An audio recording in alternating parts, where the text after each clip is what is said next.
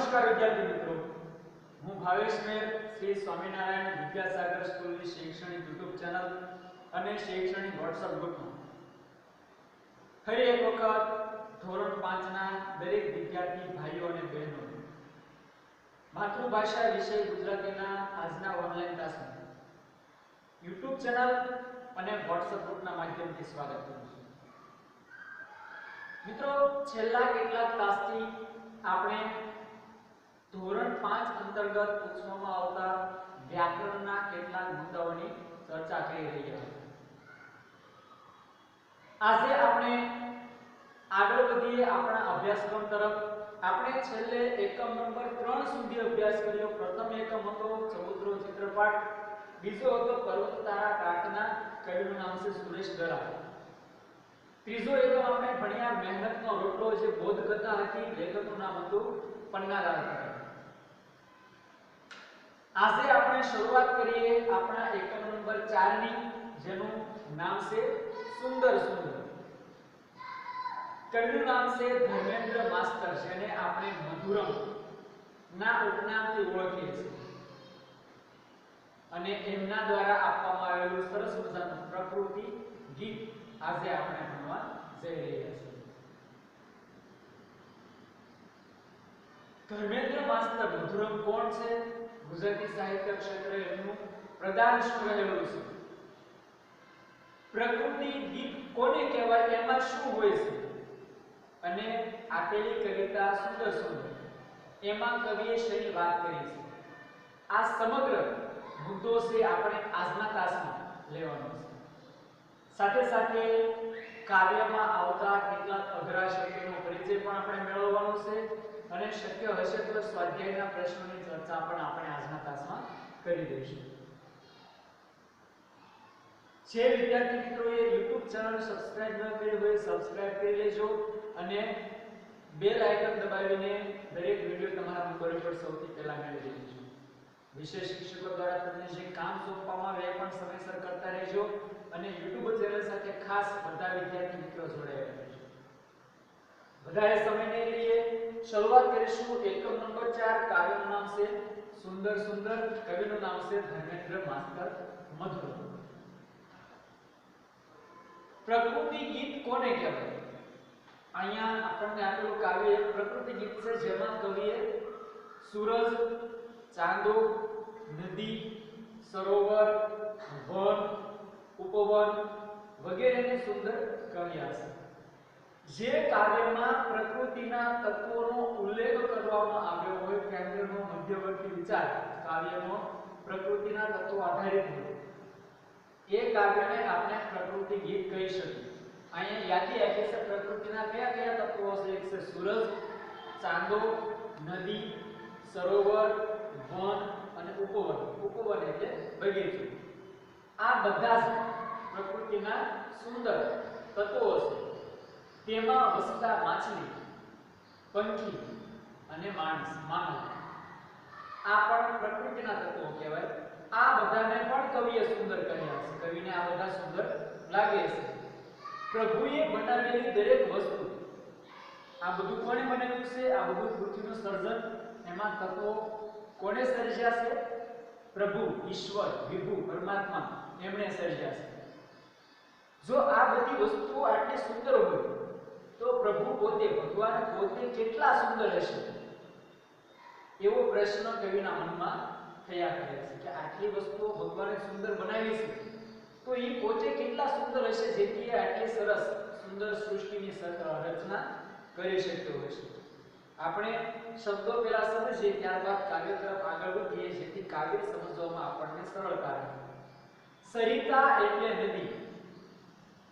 નદીનું ઉપનામ સમાનાર્થી શબ્દ છે સરિતા.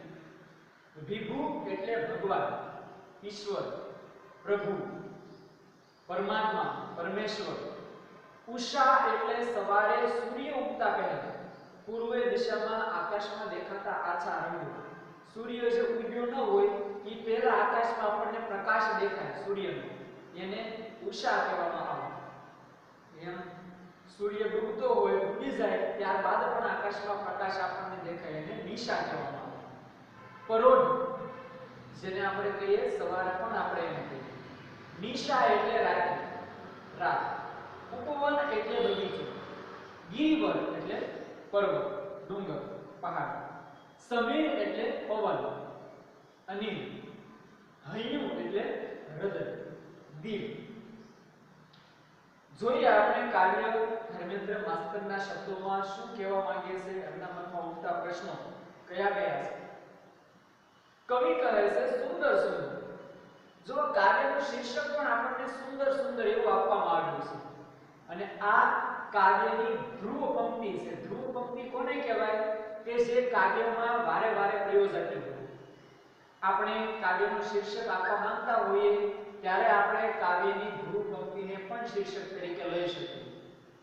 કવિએ પણ અહીં એમ જ કર્યું છે. કાવ્યની ધ્રુવ પંક્તિ સુંદર સુંદરને એમણે કાવ્યના શીર્ષક, કાવ્યના નામ તરીકે લીધું છે. કવિ કહે છે સુંદર સુંદર. શું શું સુંદર છે? સૂરજ સુંદર, ચાંદો સુંદર. પૃથ્વી પર પ્રકાશ આપતા સૂરજ અને ચાંદો કવિને સુંદર લાગે છે અને ખરેખર આ બંને આપણને પણ સુંદર લાગે છે. આ ઉપરાંત સુંદર સરિતા, નદી પણ સુંદર છે. કેટલી સુંદર નદી, એમાં સ્વચ્છ પાણી, શીતળ ઠંડુ મીઠું પાણી વહેતું હોય. ને સરોવર સુંદર, સરોવર પણ સુંદર છે, એમાં વસતા માછલા, એની પણ વાત કરશે. સુંદર સુંદર ચાંદો સુંદર, સુંદર સરિતા ને સરોવર. નદી સુંદર છે, સરોવર સુંદર છે, સૂરજ સુંદર છે, ચાંદો સુંદર છે. વિભુ હશે તો કેવા સુંદર, એવું થાતું મુજ મનમાં. વિભુ એટલે ભગવાન, ઈશ્વર, પરમાત્મા, પરમેશ્વર. આટલી વસ્તુઓ જો ભગવાને સુંદર બનાવી હોય તો ભગવાન પોતે કેટલા સુંદર હશે? કવિના મનમાં આવો પ્રશ્ન થયા કરે છે. ઉષા સુંદર, નિશા સુંદર. ઉષા સવારનો સમય, પ્રભાતનો સમય સુંદર છે. નિશા રાત્રિનો સમય સુંદર છે. સુંદર વન, જંગલ પણ સુંદર છે. સુંદર વન, ઉપવન, ગિરિવર. ઉપવન એટલે બગીચાઓ કેટલા સુંદર છે અને ગિરિવર એટલે પર્વતો, ડુંગરાઓ, પહાડો એ પણ કેટલા સુંદર છે. તો આ બધું સુંદર બનાવનાર વિભુ એટલે કે ભગવાન, વિભુ હશે તો કેવા સુંદર, એવું થાતું મુજ મનમાં. ભગવાન પોતે કેટલા સુંદર હશે? કવિના મનમાં આ પ્રશ્ન વારે વારે થયા કરે છે. માછલી સુંદર, પંખી સુંદર. માછલીઓ પાણીમાં રહેતી રંગબેરંગી માછલીઓ આપણે જોઈએ તો આપણને પણ ગમી જાય. આ માછલીઓ સુંદર છે. પંખી સુંદર છે, રંગબેરંગી પીછાવાળા, વિવિધ પ્રકારના આકારોવાળા, નાના અને મોટા કેટલા પક્ષીઓ આપણે પૃથ્વી પર જોઈએ છે. માછલીઓ સુંદર છે, પંખીઓ સુંદર છે. સુંદર ધરતી, શાંત સમીર. ધરતી પણ કેટલી સુંદર છે, કેટલી વિવિધતા ધરાવે છે. અને શાંત સમીર, પવન જે શાંતિથી વહી રહ્યો છે, કેટલો સુંદર છે. વિભુ હશે તો કેવા સુંદર. જો આ બધી વસ્તુઓ ભગવાને આટલી સુંદર બનાવી હોય તો આ બધી વસ્તુઓ બનાવનાર ભગવાન પોતે કેટલા સુંદર હશે. કવિતા સુંદર, જીવન સુંદર. કવિતા કેટલી સુંદર છે, જીવન સુંદર. આપણું જીવન પણ કેટલું સુંદર, કેટલું વિવિધતાથી ભરેલું છે. સુંદર તારા, આભ વિશાળ. આભમાં, આકાશમાં, ગગનમાં આપણે નજર કરીએ તો રાત્રિ સમય દરમિયાન આપણને તારાઓ દેખાય. આકાશ કેટલું વિશાળ છે, આપણે નજર કરીએ ત્યાં સુધી આપણને આકાશ દેખાય, જેનો કોઈ અંત નથી. માત્ર એની ક્ષિતિજે આપણે એને જોઈ શકીએ કે ત્યાં ધરતી સાથે મળે છે, પણ આકાશ, અંતરિક્ષ છે એ ખૂબ જ વિશાળ છે, એનો કોઈ છેડો નથી. સુંદર તારા, આભ વિશાળ. વિશાળ આભમાં તમે નજર કરો તો કેટલા સુંદર નાના મોટા તારાઓ અને રંગબેરંગી ચમકતા તારાઓ આપણને જોવા મળે. કેટલા સુંદર છે. આ બધું ભગવાને બનાવ્યું છે. આટલું એ સુંદર બનાવી શકે તો વિભુ હશે તો કેવા સુંદર, એવું થાતું મુજ મનમાં. તો ભગવાન પોતે કેટલા સુંદર હશે? કવિના મનમાં આવો પ્રશ્ન વારે વારે થયા કરે છે.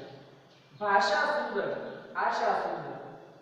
આપણે જોઈએ છીએ કે ભારતના દરેક રાજ્યની અલગ અલગ ભાષા હોય છે અને દરેક રાજ્યના અલગ અલગ પ્રદેશની પ્રાદેશિક ભાષાઓ પણ અલગ અલગ હોય છે, જેની મીઠાશ કંઈક અલગ હોય છે. તો આ ભાષાઓ સુંદર છે, આશા સુંદર છે. માણસ રોજ સવારે જાગે છે એવી આશા સાથે, આશા પણ સુંદર છે. સુંદર હૈયું ને માનવ, આ ધરતી ઉપર વસતો માનવ કેટલો સુંદર છે, એનું હૈયું પણ એના જેટલું સુંદર છે. તો આ માણસ સુંદર, એનું હૈયું પણ સુંદર. આ બધું સુંદર બનાવનાર વિભુ હશે તો કેવા સુંદર, એવું થતું મુજમનમાં. જો ભગવાને આ બધી વસ્તુઓ આટલી સુંદર રીતે બનાવી હોય તો ભગવાન પોતે કેવા સુંદર હશે? કવિના મનમાં આવો પ્રશ્ન વારે વારે થયા કરે છે. વિદ્યાર્થી મિત્રો, કાવ્યનો ભાવાર્થ આપણે સમજ્યા, એના આધારે આપણે સ્વાધ્યાયના પ્રશ્નોના ઉત્તરો આપવાનો પ્રયત્ન કરીએ. આકાશમાં શું શું સુંદર દેખાય છે? શરૂઆતમાં જ આપણને કવિએ વાત કરી હતી કે આકાશમાં સુંદર સૂરજ છે, ચાંદો છે, ઉપરાંત ઉષાનું દ્રશ્ય, નિશાનું દ્રશ્ય, આ ઉપરાંત પવન સુંદર છે, ઉપરાંત આકાશમાં ઉડતા પક્ષીઓ સુંદર છે, અને એની સાથે સાથે વિશાળ આભમાં દેખાતા તારાઓ છે એ પણ સુંદર છે. તો આ બધું આકાશમાં કવિને સુંદર લાગી રહ્યું છે. કવિના મનમાં બધું સુંદર જોઈને શું વિચાર આવે છે? કવિના મનમાં બધું સુંદર જોઈને વિચાર આવે છે કે ભગવાને આટલી બધી સરસ સૃષ્ટિમાં સરસ વસ્તુઓની રચના કરી છે, તો ભગવાન પોતે કેટલા સુંદર હશે. પરોઢ અને રાત સુંદર છે, કાવ્યની કઈ પંક્તિમાં ભાવ બતાવ્યો છે? પરોઢ અને રાત સુંદર છે એ કાવ્યની પંક્તિ બતાવવા માટે કવિએ ઉષા સુંદર, નિશા સુંદર પંક્તિ પ્રયોજી છે. ધરતી પર શું શું સુંદર દેખાય છે? કવિને ધરતી પર સરિતા એટલે કે નદીઓ સુંદર દેખાય છે, સરોવરો સુંદર દેખાય છે, જંગલ વન સુંદર દેખાય છે, બગીચાઓ ઉપવન સુંદર દેખાય છે, પાણીમાં વસતી માછલીઓ સુંદર દેખાય છે. આ ઉપરાંત કવિને જમીન પર વસતા માનવીઓ સુંદર દેખાય છે, એની ભાષાઓ સુંદર દેખાય છે, એની આશાઓ અને એમનું હૈયું સુંદર લાગે છે. આપણને નીચે એક જોડકું જોડવાનું કીધું છે કે ઉદાહરણ પ્રમાણે જોડતા કાવ્યમાંથી શોધીને લખો. સૂરજ તો ચાંદો જે પ્રથમ પંક્તિમાં આપણને જોડકું મળ્યું હતું. બીજું જોડકું આપણે બનાવ્યું છે કે સરિતા અને સરોવરનું. ત્રીજું ઉષા અને નિશા, વન અને ઉપવન, માછલી અને પંખી, ધરતી અને સમી, કવિતા અને જીવન, તારા અને આભ, ભાષા અને આશા, હૈયું અને માનવ. આવા આપણે જોડકા બનાવી શકીએ. ત્યારબાદ પ્રશ્ન છે નીચેના દરેક શબ્દ માટે કાવ્યમાં કયો શબ્દ પ્રયોજાયો છે તે શોધીને લખો. સૂર્ય તો વપરાયેલો શબ્દ છે સૂરજ. પવન માટે શબ્દ કાવ્યમાં વપરાયો હતો સમી. પ્રભુ શબ્દ માટે કાવ્યમાં વપરાયેલો શબ્દ હતો વિભુ. જંગલ માટે વન વપરાયેલો શબ્દ છે. આકાશ માટે આભ શબ્દ વપરાયેલો છે. કાવ્ય માટે કવિતા શબ્દ આ કાવ્ય માટે વપરાયેલો છે. હવે પ્રશ્ન છે નીચેનો ભાવ દર્શાવતી પંક્તિઓ કાવ્યમાંથી શોધીને લખો. અહીંયા જે યાદી આપી છે ઈ શબ્દો કવિએ કવિતામાં કઈ પંક્તિ દ્વારા રજૂ કરી છે? પરોઢ, જંગલ, બગીચો અને પર્વત સુંદર છે, તો તેના બનાવનાર પ્રભુ કેવા સુંદર હશે એવું મારા મનમાં થાય છે. આ પંક્તિ, આ વાત રજૂ કરવા માટે કવિએ વાપરેલી કાવ્યની પંક્તિ છે ઉષા સુંદર, નિશા સુંદર, સુંદર વન ઉપવન ગિરિવર, વિભુ હશે તો કેવા સુંદર, એવું થાતું મુજમનમાં. ત્યારબાદનો પ્રશ્ન પાંચમો છે નીચેના શબ્દો ઉચ્ચારણની ચોકસાઈ સાથે મોટેથી બોલો અને લખો. શબ્દનું ઉચ્ચારણ આપણું સ્પષ્ટ થવું જોઈએ એ પ્રમાણે આપણે બોલવાના છે. સૂરજ, સરિતા, સરોવર, નિશા, સમીર, શામ, આશા, વિશાળ, ચંદ્ર, માછલી. તો આમાં સ, શ, ચ અને છ બધા જ શબ્દોનો પ્રયોગ કરવામાં આવ્યો. આપણે કઈ રીતે બોલીએ છીએ એ ખાસ જોવાનું. સ નું ઉચ્ચારણ હોય કે શ નું ઉચ્ચારણ હોય, ચ નું ઉચ્ચારણ હોય કે છ નું ઉચ્ચારણ હોય. કાવ્ય પંક્તિ પૂર્ણ કરો. હમણાં આપણે કાવ્ય પંક્તિ બોલ્યા ઉષા સુંદર, નિશા સુંદર, સુંદર વન ઉપવન ગિરિવર, વિભુ હશે તો કેવા સુંદર એવું થાતું મુજમનમાં. માછલી સુંદર, પંખી સુંદર, સુંદર ધરતી અને શાંત સમી. ત્યાં સુધીની પંક્તિ આપણે આમાં લખવાની હતી. ત્યારબાદ શબ્દકોશના ક્રમમાં શબ્દોને આપણે લખીએ નિશા, પંખી, ઉપવન, ગિરિવર, માછલી અને ધરતી. આપણે જાણીએ છીએ પહેલો શબ્દ છે એ સ્વરથી શરૂ થતો એવો લેવાનો છે એટલે આમાં આપણને શબ્દ આપ્યો છે ઉપવન. ત્યારબાદ સ્વર બીજો કોઈ છે નહીં તો આપણે ક થી શરૂઆત કરીએ ક, ખ, ગ. તો ગ વાળો શબ્દ છે ગિરિવર. ત્યારબાદ ઘ, ચ, છ, જ, ઝ, ટ, ઠ, ડ, ઢ, ણ, ત, થ, દ અને ધ ઉપરથી આપણે શબ્દ લઈશું ધરતી. ન ઉપરથી નિશા, પ ઉપરથી પંખી અને છેલ્લો શબ્દ વધ્યો છે માછલી. 6 શબ્દો આપણને આપ્યા હતા જે આપણે શબ્દકોશના ક્રમમાં ગોઠવ્યા છે. તો આ રીતે આપણે શબ્દકોશના ક્રમ મુજબ શબ્દોને ગોઠવતા પણ વ્યાકરણમાં શીખી ગયા છીએ. સ્વાધ્યાય પોથી તમને પૂરવા માટેની પીડીએફ મોકલવામાં આવે એમાં જોઈને સ્વાધ્યાય પોથી પૂરી નાખવાની છે. સ્વાધ્યાયના પ્રશ્નોની માટે તમને પણ પીડીએફ મોકલવામાં આવશે જેમાં જોઈને પાઠ્યપુસ્તકની વિગતો પૂરી લેવાની છે. ફરીથી મળીશું સ્વાધ્યાય પોથીના કાર્ય સાથે. ત્યાં સુધી રજા આપશો મને. દરેક વિદ્યાર્થી મિત્રોને મારા જય સ્વામિનારાયણ. આપનો દિવસ શુભ રહે.